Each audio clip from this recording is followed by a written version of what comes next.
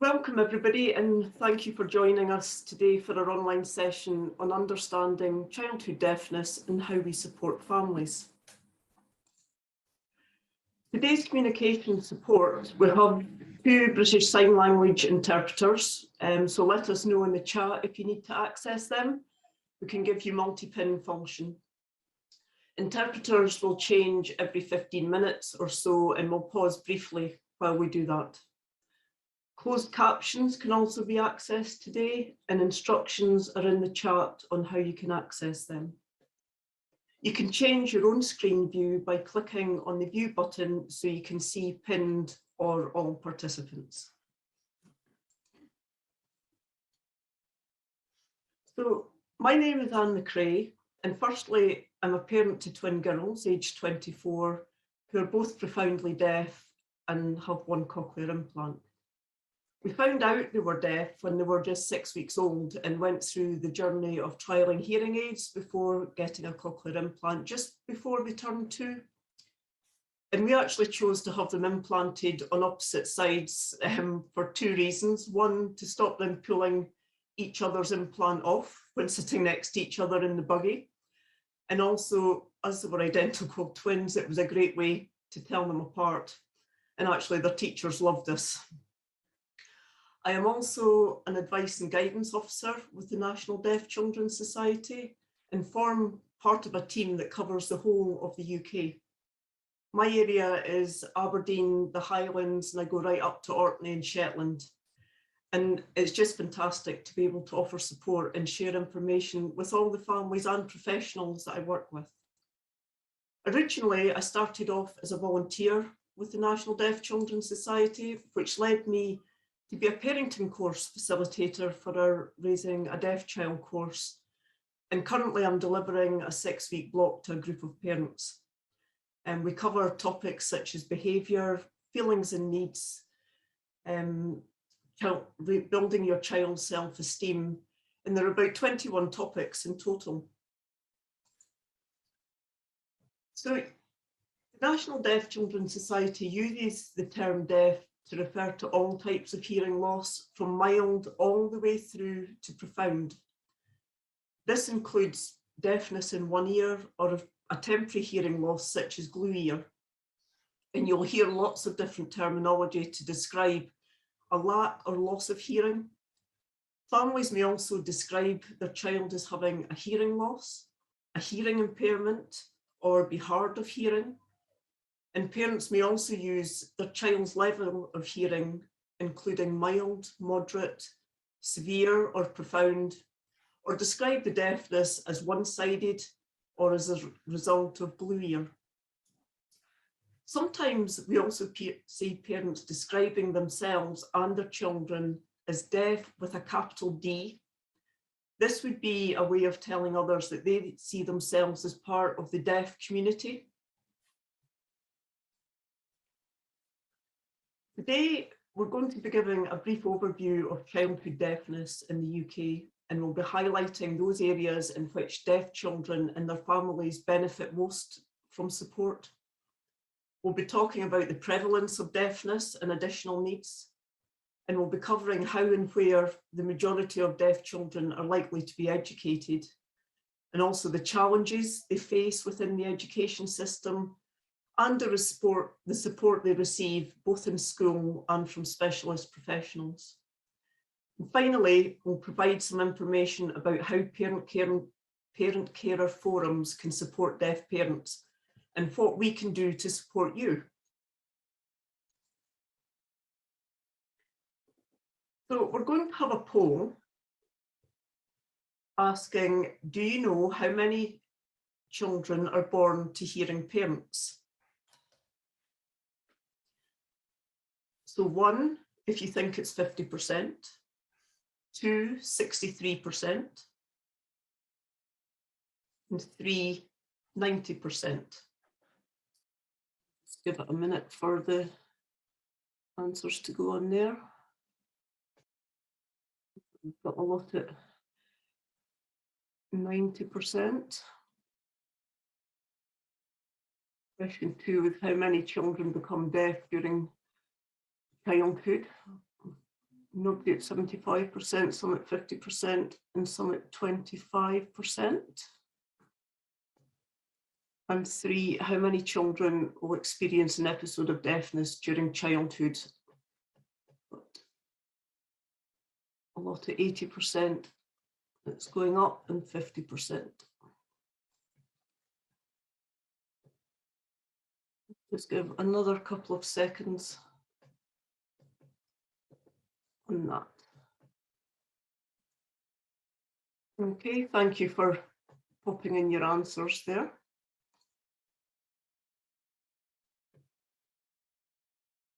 And we can see the results of the poll there.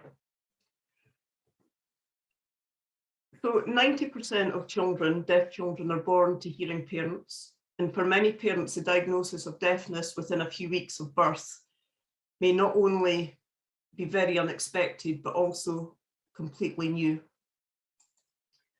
Parents tell us at this time they benefit greatly from informed support and information from both health and education services, as well as other families of deaf children, to help them navigate this new world. For example, how to manage hearing aids on a tiny baby, or know how best to communicate with a child who can't hear. And deafness doesn't just happen before or at birth. In fact, 50% of children will become deaf during their childhood. Too often, children with hearing loss are described as naughty or having poor listening and attention skills. And more worryingly, long periods of reduced hearing can have a significant impact on language development and learning outcomes. Well-informed health and educational professionals are key in helping to spot the signs of deafness and supporting parents to access audiological services, leading to diagnosis and opening up opportunities for additional resources and support. And lastly, although deafness is often described as low incidence, 8 out of 10 children will experience an episode of deafness before the age of 10 as a result of, for example, glue ear. And for many children, these episodes can be frequent and chronic. A child with a mild hearing loss can miss up to 50% of what the teacher is saying in the classroom. And although deafness isn't a learning disability, deaf children do less well than their classmates across all education stages. So deafness doesn't just occur on its own. In fact, there are figures to suggest that up to as many as 40% of children with deafness will have an additional health, learning, or social need. And this can be anything from asthma through to profound and multiple disabilities.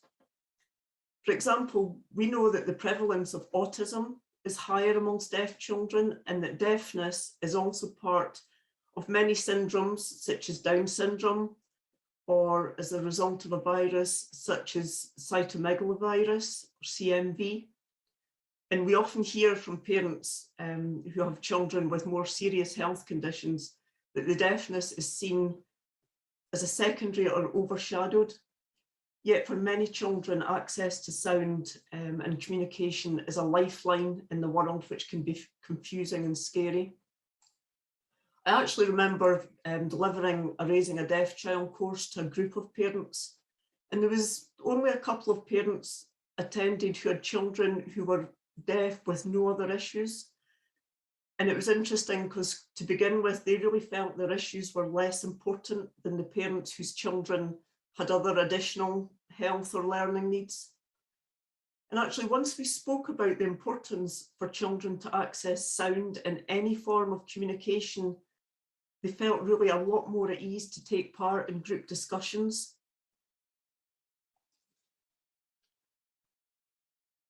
So the implications of deafness for learning, it impacts all areas of learning and development because they are so closely linked. Most deaf children use spoken language, although they may also be using some signs alongside this. And there are a small proportion of deaf children who use BSL and learn through BSL. Because of their deafness, many deaf children can have delayed or disordered spoken language development. and they may find it more difficult to remember spoken information and instructions, and also just take that little bit longer to process spoken information. They're also much more sensitive to their communication environment, so can struggle when it's noisy, or for example, or when they can't see their teacher's face. In addition, deaf children, alongside many other children with special education needs and disabilities, or SEND, have less access to the incidental everyday learning that for them takes place through overhearing, and this may result in a more literal, concrete view of the world. All of the above things can lead to feelings of isolation, problems in friendships, and difficulties with problem solving, and that flexible thinking, which can negatively impact deaf children's self-esteem and mental health. This is something as a family we've really experienced, and we've found ourselves in so many different situations that being able to use different forms of communication, whether it's oral, BSL, visuals, and even just basic gestures, has really helped to overcome difficulties, such as noisy environments when you're out in a restaurant or going to concerts. And you know, it just gave us, or gave our daughters, that little bit of extra reassurance. So it feels as though deaf children face many challenges, but where do the majority of deaf children go to school? Take a little minute and pop your answers in the chat box, and then we'll have a look. But where do you think the majority of deaf children go to school?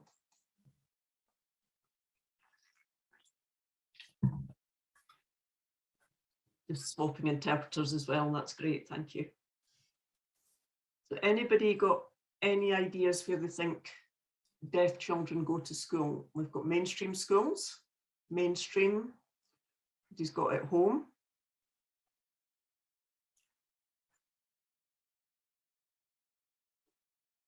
Mainstream, that seems to be a lot of people are thinking the mainstream. Anybody else got an alternative provision? Specialist school?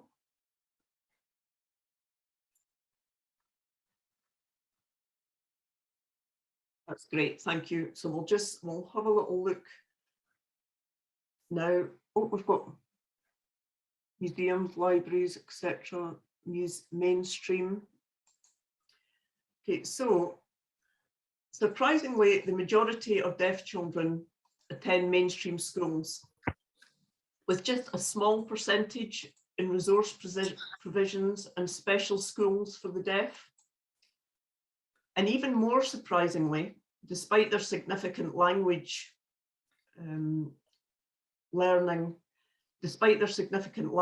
learning, technology and access needs, only 19% have an education, health and care plan, or an EHCP. So we're going to have another poll now to find out what you think about, do most children in school use, number one, spoken English, number two, a mixture of spoken English and sign, or number three, British Sign Language?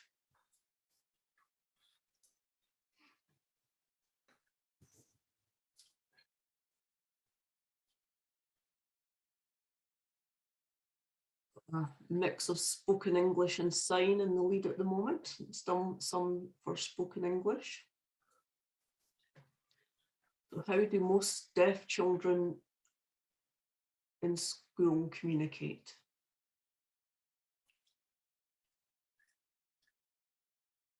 Just give another couple of seconds before we go on and have a look.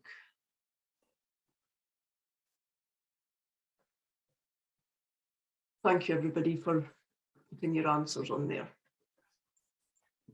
So only 9% of the most deaf children use British Sign Language at school. through which they learn and socialise. The majority will be using spoken English, and some of those children will be using some sign to support their understanding and access to learning. Having adults and classmates and teachers who understand their communication needs is key for them to be able to access teaching and learning. And we also know that a greater percentage of deaf children will also have English as an additional language. Combined with deafness, this can be a real barrier for accessing education.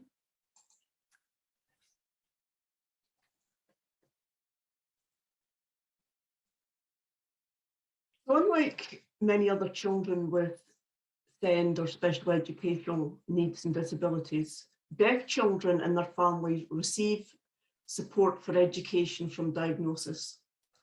Teachers of the deaf will visit families within a few days of diagnosis and provide information and support.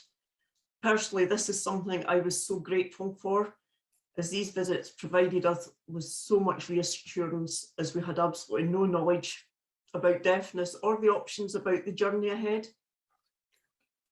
As the deaf child moves on to mainstream education, the teacher of the deaf will provide ongoing support and training on accessible teaching and learning, and how to create the right communication environment for that child, monitoring and the maintenance of hearing technology, and specific interventions to support and develop, for example, things like language and communication and literacy development.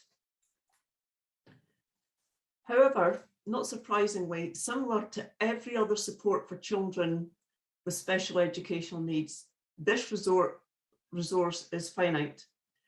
And although the numbers of deaf children continue to rise, the numbers of teachers of deaf is actually dropping, resulting in larger caseloads and a higher threshold of support being needed. This means that deaf children with mild hearing losses or temporary losses may not be supported or seen less often. So, summing up, the main issues for deaf children are deafness is often described as low incidence, so their needs may not be reflected or represented when discussing the issues around the special educational needs, despite the fact that many children will have an episode of deafness in early childhood, and the impact can be far-reaching and significant. Also, deaf children can also be expensive to resource because their communication and technology needs. And like all children with SEND, they can struggle to access specialist service such as speech and language therapists who have a knowledge of deafness, and teachers of the deaf services are under-resourced.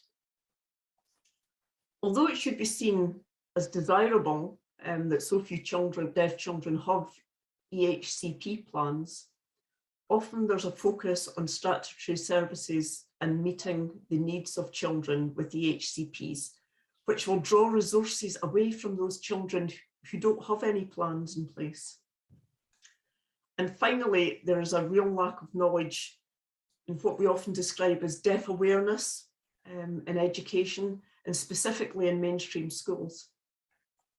For example, it's often assumed that once a child has a hearing aid, they become a hearing child, even though hearing technology cannot replace normal hearing, and children will need everyone around them to knowing how to communicate effectively for them. Parents often feel that they have to train mainstream teachers to understand and meet the needs of their child, and this is all individual to each child. So what exactly do we do? What support do we offer? So it's all about connecting families. The theme that runs right through everything we do is all about bringing people together. Why is this so important?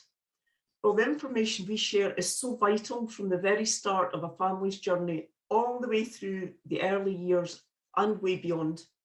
But the emotional support and feeling of being part of something comes only from being with other families in a similar position.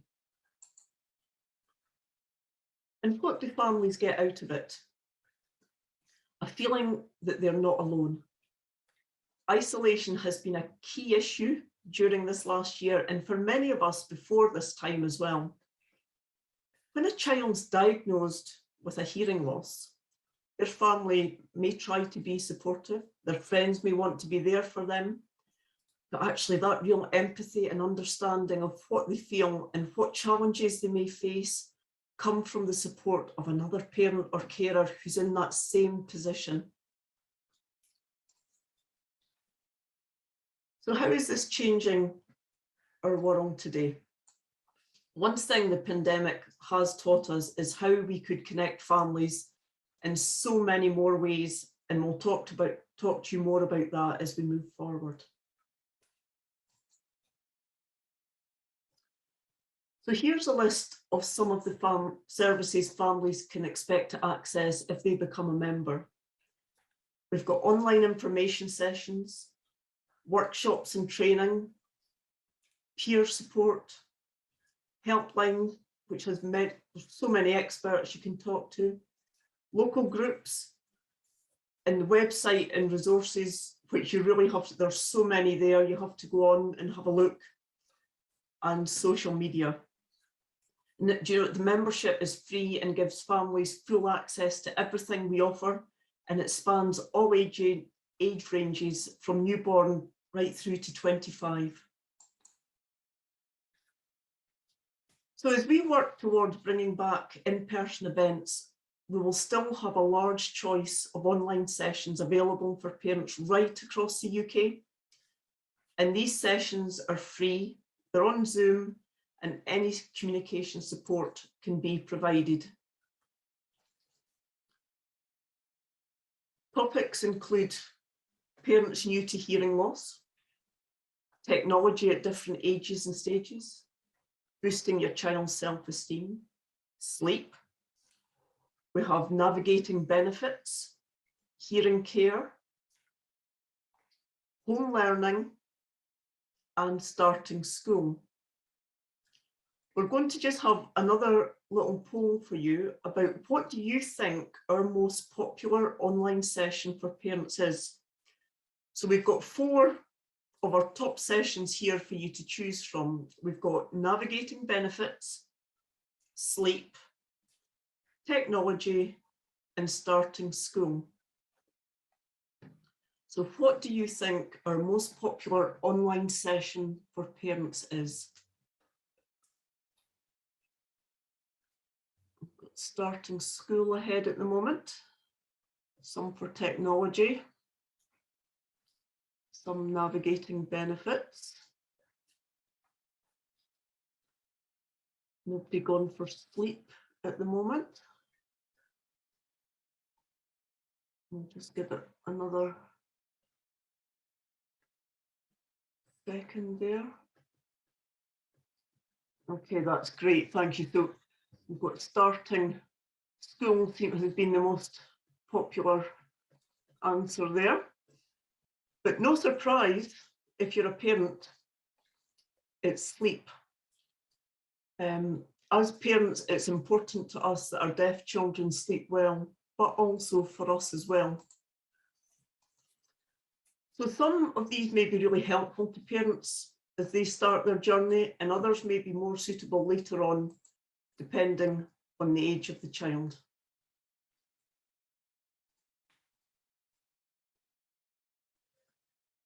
All of them include a chance to connect with other parents and chat together, and all have the advantage of National Deaf Children's Society's support staff and experts to help. We also have parent training events like our expert parent programme, which is now online, and we offer informal coffee mornings themed for parents to chat to us and to each other, and they're great events to attend. This is one parent's feedback which echoes so many, which I'd just like to share with you. I don't think you know how much having these online sessions has helped me, and I dare say many more too. I'm so new to it all and so frightened by it all, but with every session I attend and with every comment I hear, I feel that little bit more settled. and that was from the parent of a young baby.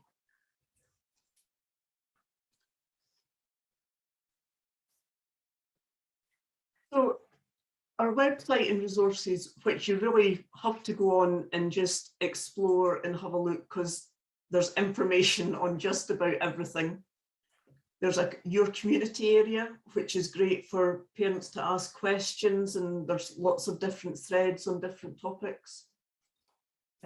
Access to events that we're holding, helpline information, and there's so many resources to read. You can read online, or you can download some and order other resources so you have your own copy. We also have our books. These are just 4 that we have. There's The Quest for the Cochlear Implant, Jake and Jasmine to the Rescue, Daisy and Ted's Awesome Adventures, and Elephant in the Lost Blanket. These are just great books for children. And there's also another book called Freddie and the Fairy, which gives some lovely deaf awareness tips. These books, they're fantastic for allowing deaf children to really feel involved in story time. So our family courses team have a range of courses available for families to join. And at the moment, these are mostly online, but as with everything else, we'll have a blend of both in-person and online moving forward. So the Raising a Deaf Child course covers a range of topics for families to access, from managing behaviour, emotions, and sleep. Sign language is a choice many families with deaf children choose as an approach to communication, or part of your approach. We also have amended our family sign language offer to support families in this increasingly digital world. We'll have a choice of pre-recorded sign language classes, which run over 12 weeks, focused on family life. And there are also regional versions of each class. There's also we'll have one-to-one tutor family courses for those most in need of that support, and families apply online, and these are really so popular. But the relatively new Bright Start team has a focus on those really crucial early years of 0 to 5. As well as offering online sessions for families, including baby and toddler groups and baby sign. They offer webinars for practitioners supporting children in the early years. And for both families and practitioners, the team look at ways they can help deaf babies and children in the early years have a bright start in life through getting the support they need right from the start from both families and professionals.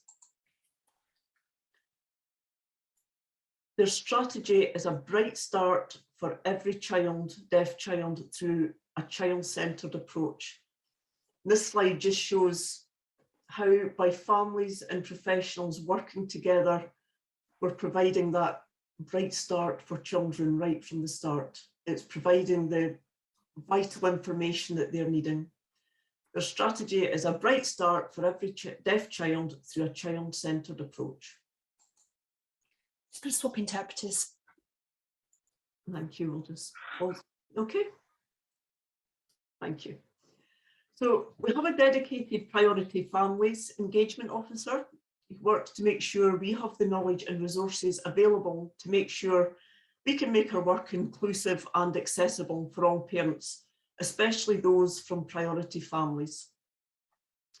Her work on community profiles has meant that we've been able to successfully target specific communities and help us to support and engage with them.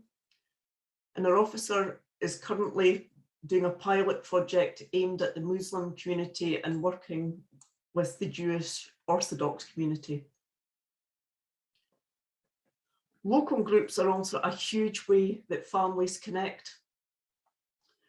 They organise activities and events, get-togethers, and they offer friendship and support.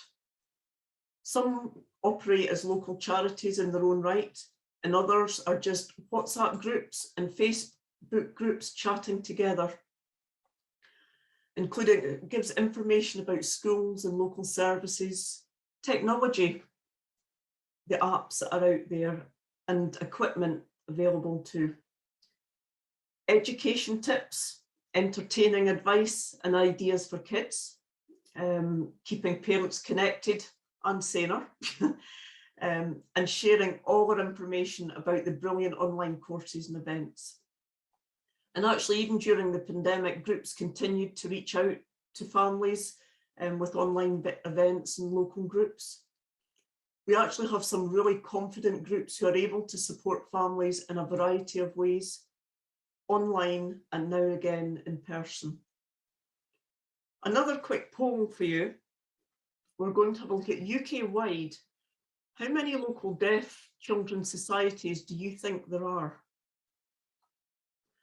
So do you think it's number 1, 40, number 2, 50, number 3, 75, or number 4, 90? How many local deaf children's societies groups are there in the UK?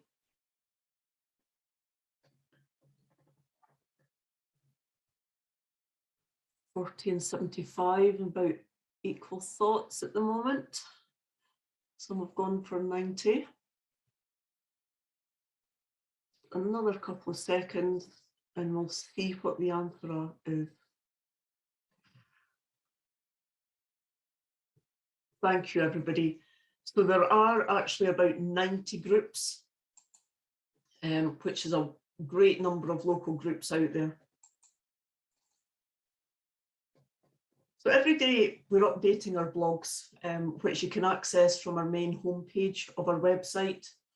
And there is the most up-to-date information there about what different services, whether it's health, education, central government, and the Department for Work and Pensions, who sort out benefits you may be entitled to, are doing.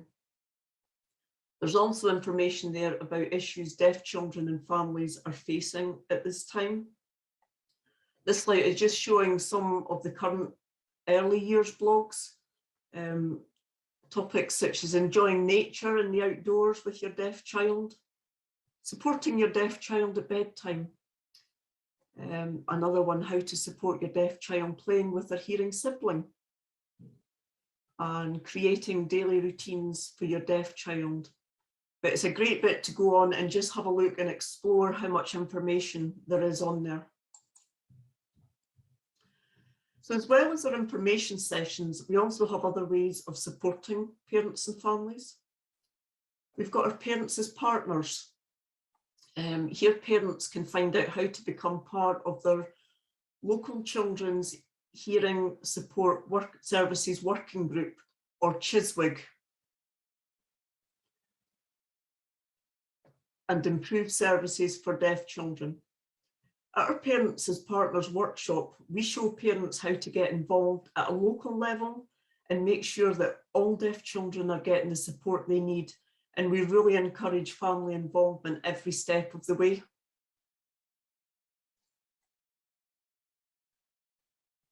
We also offer training to parents as well. We've got our Expert Parent, which is a programme that was originally funded by the Department of Health and designed to help parents and carers of deaf and disabled children and young people.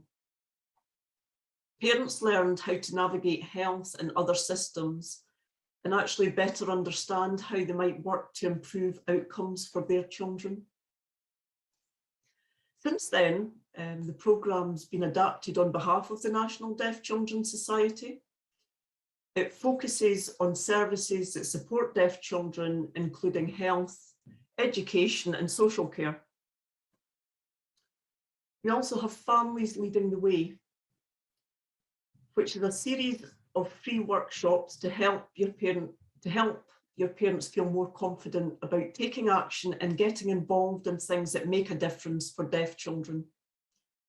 They're aimed at those that have maybe taken action that helped their child to get the right support, have worked with other families to make a difference for deaf children in their area, or maybe even been in contact with their MP or other decision makers to try and change something. And some of the workshop topics include families working together, influencing and getting our voices heard, what is co-production, looking after ourselves, getting started with campaigning, and an introduction to the media.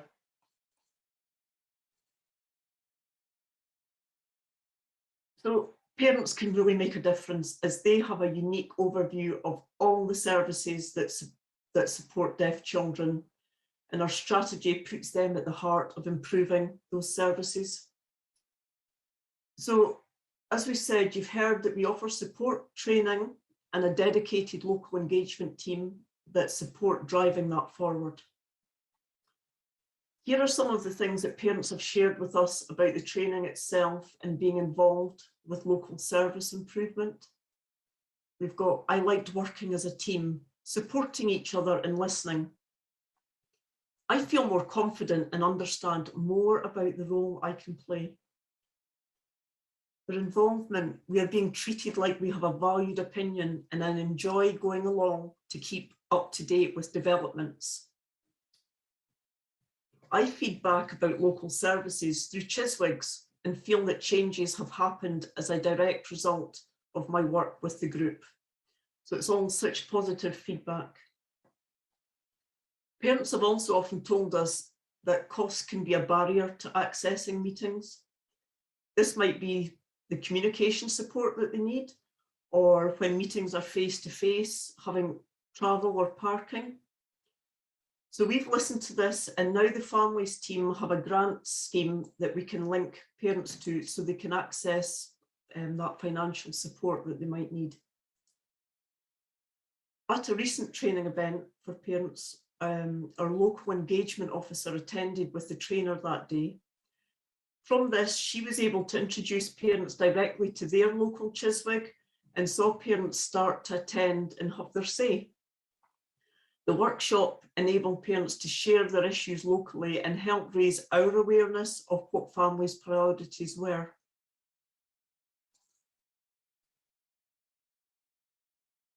So what do parents tell us?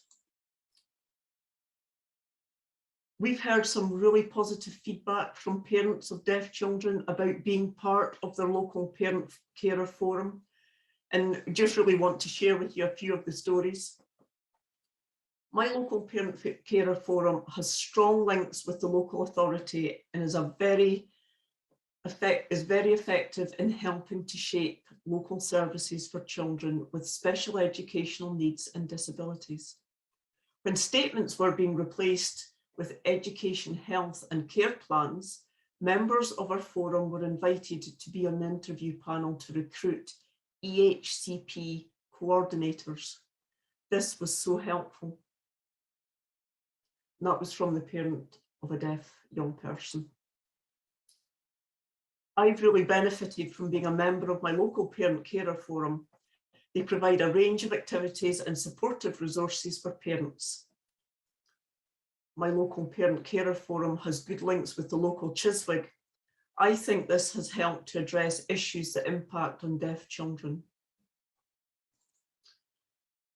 And finally, being a member of my local parent carer forum has been invaluable. Without being involved, I worry that decisions about services for deaf children would have been made without the involvement of those with expertise in deafness. I have told other parents of deaf children about the forum, and we make sure there is always a parent of a deaf child attending the meetings. So it's lovely feedback, and the importance of parents is just phenomenal. So also want to talk to you today about asking how we can encourage more parents of deaf children to be involved in the wonderful work that the parent carer forums do. And also just to leave you with a few top tips if a deaf parent would like to be involved. So firstly, find out how best to communicate with the family. They may use BSL, so we'll need interpreters and captions or subtitles for online meetings, but they may also use spoken English alongside other support.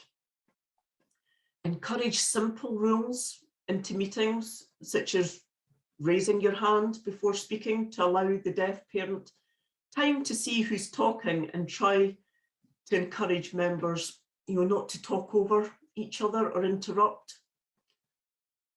Some deaf members may also find information presented in a really very text-heavy way, difficult, and it's really difficult to engage with. So think carefully about what information needs to be shared in written form and why, and try to avoid asking deaf members who need to lip read or use an interpreter to make notes. So campaigning. Campaigns and supporting families to get involved is so important to families with deaf children. And much of our work is to campaign for the rights of deaf children and their families. We want much of our work is we want any parent, family member or professional to get involved so that they know how you can support and be involved in our campaign's actions. There are many really important issues for deaf children right now that we need families to help us support and challenge, even if it's just in a small way. And we even offer parents workshops around how to get more involved in local and national campaigning. There are dedicated pages on our website that detail more information about our current campaigns and how families can be involved. Some of our existing campaigners would be a great addition to any parent carer forum. And these are some of the current campaigns. There's COVID, we've got national campaigns network, we've got campaign toolkit, campaign for deaf children and young people in England, campaigning in Scotland and local issues, and our campaigns blog. So again, it's well worth going on and just having a look. So after this session as well, have a look at our online module. It's a perfect place to start learning about deaf awareness. And the module is available on our website and it's free of charge. So as I say, after the session, go on and have a little look at that. It's really useful. So if you join our campaigns network, you'll get emails sent to you about proposed changes to services for deaf children in your area, and you'll be notified when Ofsted comes to inspect SEND services in your area. You'll also receive actions that you can take to help create that change for deaf people. And again, you can have a look at that on the website. There's a link you can click on. So there is so much support for families with deaf children. Right from the start, we spoke about our Bright Start team, connecting families, getting families together. And our website has so many resources and so much support out there. I'm going to stop sharing my screen now, and we've got time for any questions that anybody might have. Thank you.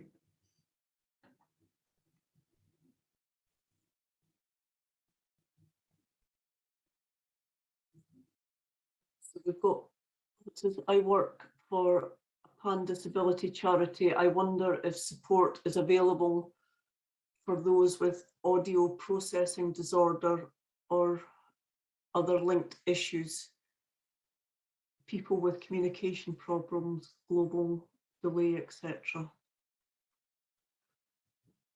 So, Carla, I don't know if you would agree with me, but even on our community forums, there's bits where you could go on and ask these questions and see if other parents have experienced or are experiencing the same issues. it's a chance, you know, you could post a question on your community site as well. I don't know, Carla, what you... Yeah, once people are members of National Deaf Children's Society, Yeah. community offers a chance to be able to ask other parents questions and talk about those issues. So I would encourage any people to sign up as members so that they can raise those issues there, Nicola. Sorry, I was assuming you meant with deafness and auditory processing disorder, but if it's just those other communication issues, probably National Deaf Children's Society isn't the specialist charity for you, but certainly there may be other charities that can support. But if people have deafness and those other issues, then certainly that would be worth raising in our forums.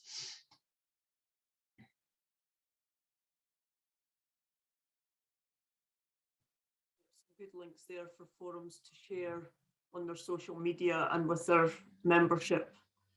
Deaf Children's Society is a really good link for forums. And I think it is as much information as can be shared is so important, in that, you know, people can pass on charities, you know, maybe somebody else knows charities that would be good to share for some, you know, if there's not deafness involved. Yeah, our Deaf Children's Societies are vital for sharing information in the community. Many members of local Deaf Children's Societies may not yet be a member of the National Deaf Children's Society, so they really kind of help with sharing information. Again, my daughter has audio processing disorder but is not deaf. I just wondered if it is still relevant to her. Probably not then. Not, no. Yeah, sorry. Deaf Children's Societies are vital. Thanks, Dion. Yes, we really appreciate that. Do share information on social media about the National Deaf Children's Society. We appreciate that.